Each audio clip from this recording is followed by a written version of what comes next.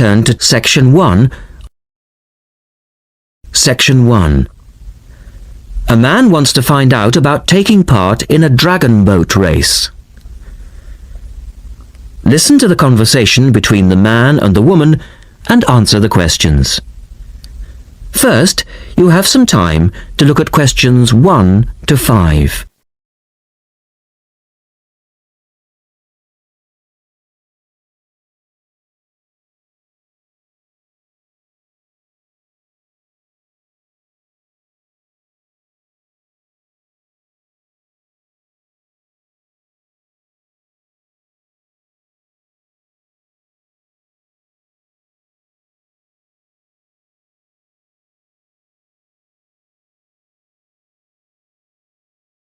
Now we shall begin. You should answer the questions as you listen because you will not hear the recording a second time. Listen carefully and answer questions 1 to 5. Scope Charity Office, how can I help you? Oh, hello. I'm ringing about the dragon boat race that you're asking people to take part in. Oh, yes. We still need a few more teams. Are you interested in joining the race? Yes, we want to enter a team, but we don't know anything about it. Could I ask you for some more information first? Of course. I don't even know when it's being held. It's taking place on the 2nd of July. Is that a Saturday? No, it's a Sunday. It's a much more popular day and more people can take part then. Right. And where's it being held? At the Brighton Marina. Oh, I'm an overseas student. Could you spell that for me? Yes, it's Brighton Marina.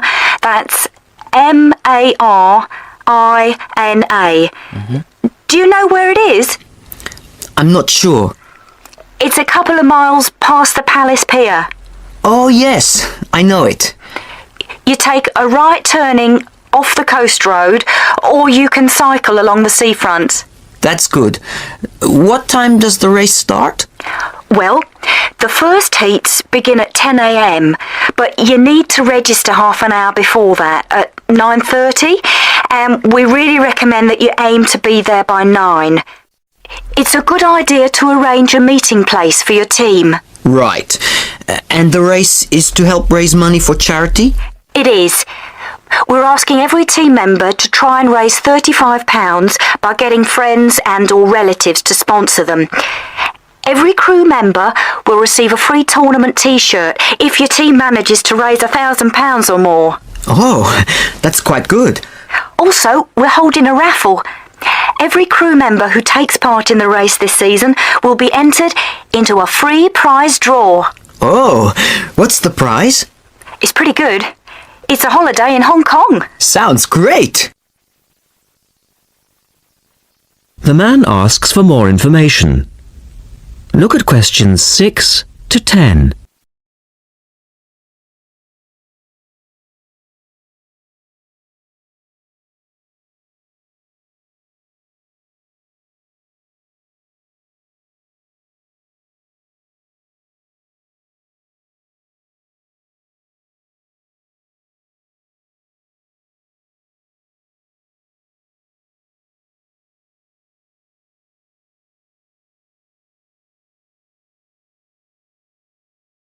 Now listen to their conversation and answer questions 6 to 10.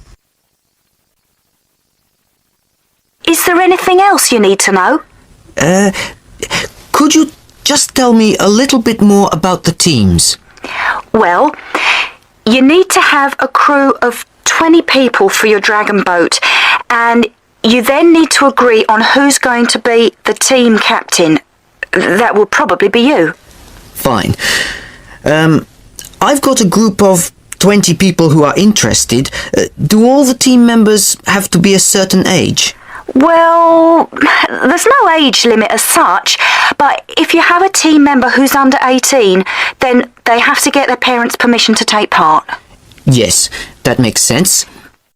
It isn't dangerous, but we do have boats that turn over in the water, and for that reason we need to insist that everyone wears a life jacket as well.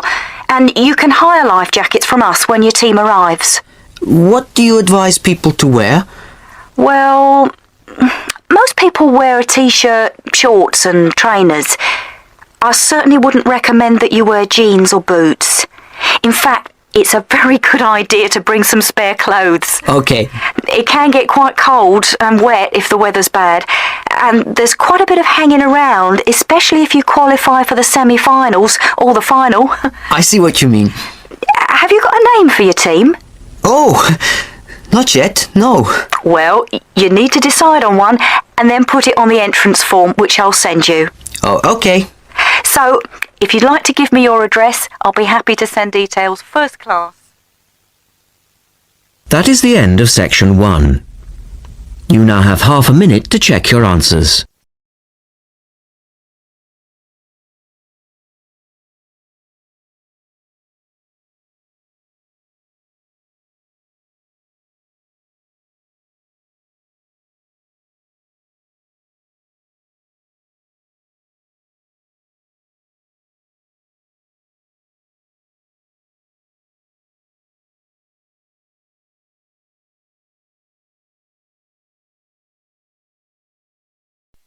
Now turns to part 2. Part 2. A man wants to place an order by telephone for some office stationery. Listen to the conversation between the woman and the man and answer the questions. First, you have some time to look at questions 11 to 16.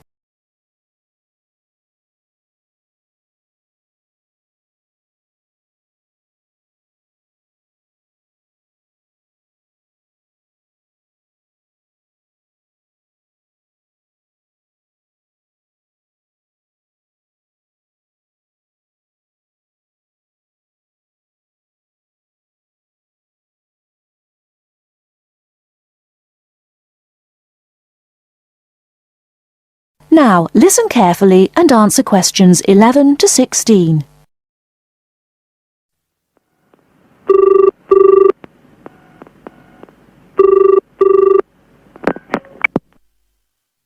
Thank you for calling Millennium Office Supplies.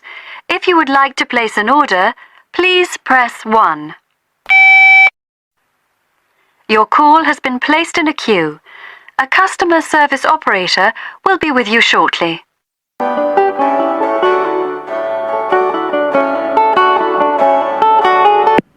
Gina speaking. How can I help you? Oh, hello. I'd like to order some stationery, please. And who am I speaking to? John Carter. Right. Can I just confirm your account number and the name of your company, John? Sure. The account number is 692411. 692411. Right. And you're from Rainbow Computers? No, the company is Rainbow Communications. Oh, okay. I'll just fix that on the system. Communications. And what would you like to order, John? Envelopes. We need a box of A4, that is, normal size envelopes. White, yellow or manila? We'll have the plain white, please, but the ones with the little windows. Okay. One box, A4, white. Just the one box, was it? On second thoughts, make that 2 boxes. We go through heaps of envelopes. As a matter of interest, are they made from recycled paper? No, you can't get white recycled paper. The recycled ones are grey, and they're more expensive, actually. Right, we'll stick to white then. Something else, John? Yes, we need some coloured photocopy paper. What colours do you have? We've got purple, light blue, blue, light green, whatever you want, pretty much. There are 500 sheets to the pack. Right, let's see. We're going to need a lot of blue paper for our new price lists. So can you give us 10 packs, please? Make sure it's the light blue, though. 10 packs of the light blue. The woman asks the man if he needs anything else. Before you hear the rest of the talk, you have some time to look at questions 17 to 20.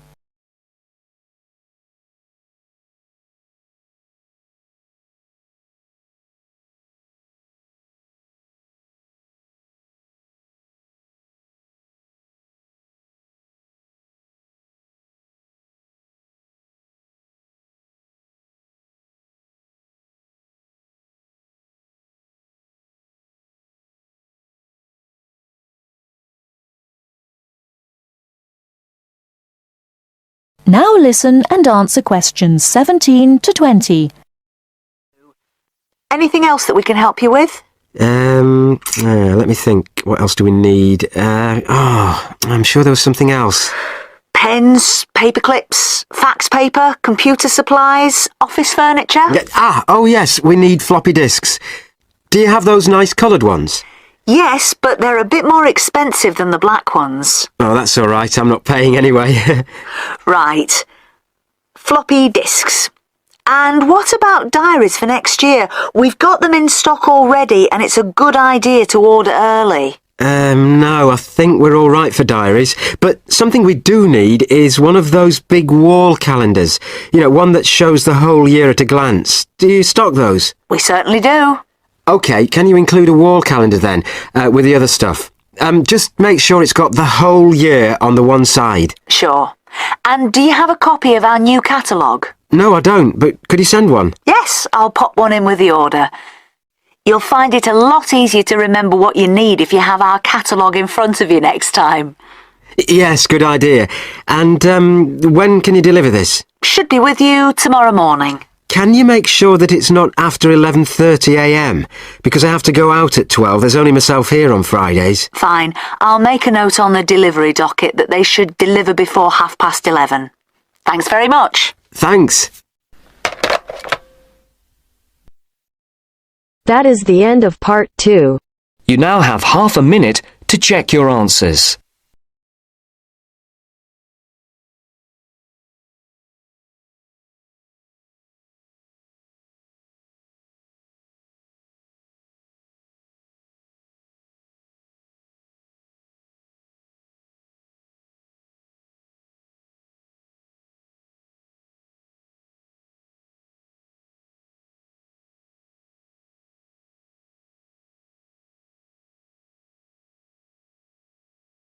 Now turn to Section 3. Section 3. In this section, you will hear a discussion between 3 people in a university tutorial. In the first part of the discussion, they're talking about city traffic and the motor car. First, look at questions 21 to 24.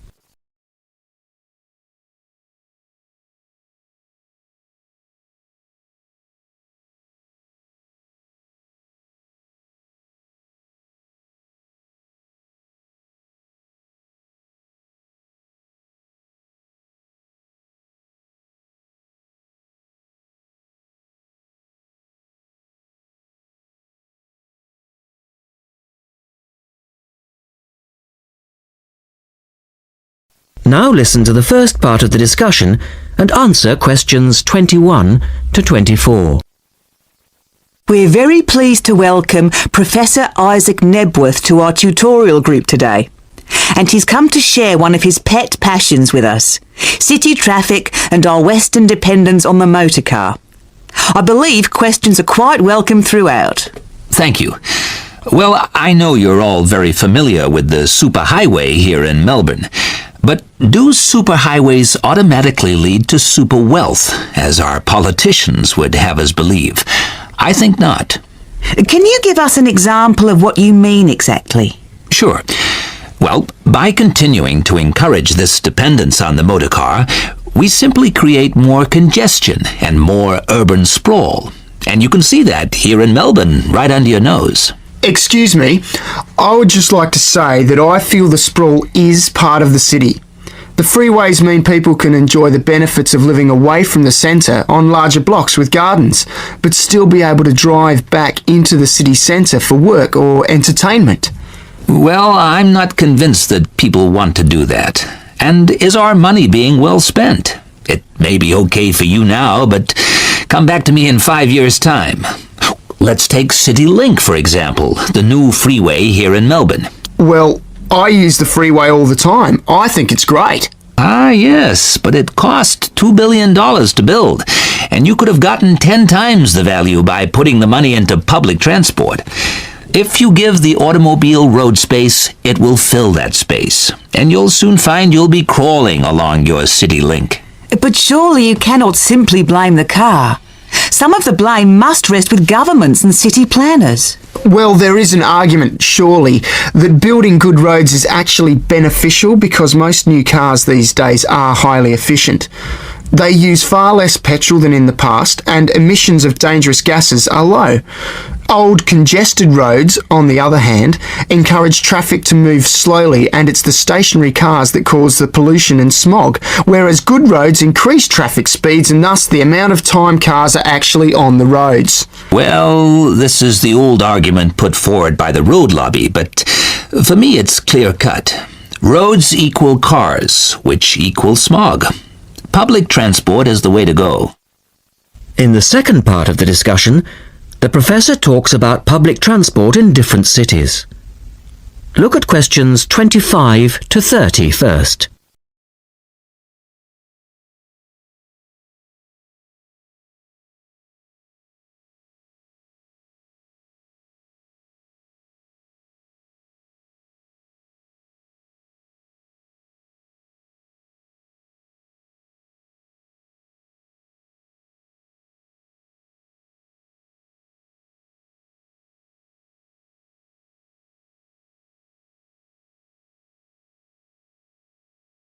As you listen to the discussion, answer questions 25 to 30. Now, on that topic of public transport, I read somewhere recently that Australia isn't doing too badly in the challenge to increase the use of public transport. Better than America, granted, but by comparison with Canada, it's not so good. For instance, if you compare Toronto with the U.S. metropolis of Detroit, only 160 kilometers away, in Detroit, only 1% of passenger travel is by public transport, whereas in Toronto it's 24%, which is considerably better than Sydney, which can only boast 16%. Well, I think it's encouraging that our least car-dependent city is actually our largest city. 16% of trips being taken on public transport in Sydney isn't too bad. But it's a long way behind Europe. Take both London and Paris, for instance, where 30% of all trips taken are on public transport. Well, they do both have an excellent underground system. And Frankfurt comes in higher still at 32%. I understand that they've been very successful in Copenhagen at ridding the city of the car. Can you tell us anything about that experiment? Yes, indeed. Copenhagen is a wonderful example of a city that has learned to live without the motor car. Back in the 1960s, they adopted a number of policies designed to draw people back into the city. For instance, they paid musicians and artists to perform in the streets. They also built cycle lanes, and now 30% of the inhabitants of Copenhagen use a bicycle to go to work. Sydney, by comparison, can only boast 1% of the population cycling to work. It could have something to do with all the hills. Then they banned cars from many parts of the city, and every year 3% of the city parking is removed. And by constantly reducing parking, they've created public spaces and clean air. Really? There are also freely available bicycles, which you can hire for practically nothing. And, of course, they have an excellent public transport system. Well, that's all very well for Copenhagen, but I'd just like to say that some cities are just too large for a decent public transport system to work well, particularly in areas with low population, because if there aren't many people using the service, then they don't schedule enough buses or trains for that route. I accept that there's a vicious circle here, but people do need to support the system. And secondly, the whole process takes so long because usually you have to change. You know, from bus to train, that sort of thing. And that can be quite difficult. Ultimately, it's much easier to jump in your car. And often it turns out to be cheaper. Sure, but cheaper for whom? You or society? We have to work towards the ideal and not give in all the time because things are too difficult. Anyway, let's move on to some of the results of the survey, which I think you'll agree. that is the end of section 3. You now have half a minute to check your answers.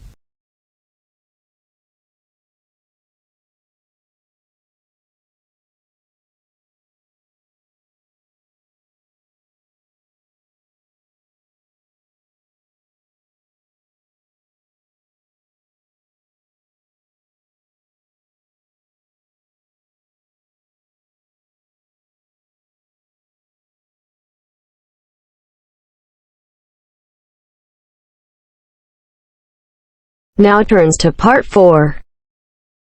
Part 4. You will hear a talk by a health studies lecturer on anxiety. First, you have some time to look at questions 31 to 40.